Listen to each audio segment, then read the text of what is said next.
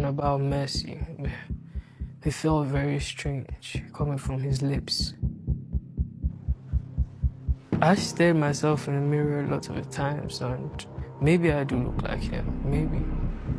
For as long as I can remember, I have been raised as TB Joshua's daughter.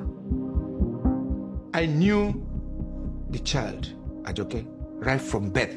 She's his actual daughter, his biological daughter, with another woman outside of wedlock. He doesn't seem to like her very much. She was like kind of labeled the black sheep of the family. I was in primary school. I was made to move to the disciples' room. I didn't volunteer to be a disciple. I was made to join. Ajoke grew inside the synagogue, like an outcast.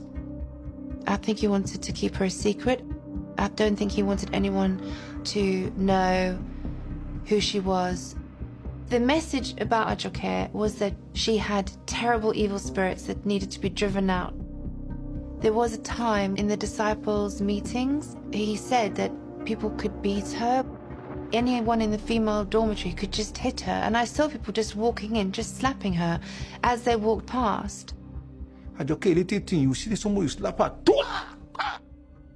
There was a particular time that I was very tired. I had slept a little bit too much. So he started like shouting at her to get up, to get up, to get up. And there was another like disciple there who basically took her and took her to the shower and whipped her with an electrical cord and then turned the hot water on. Put my head right on the hot water.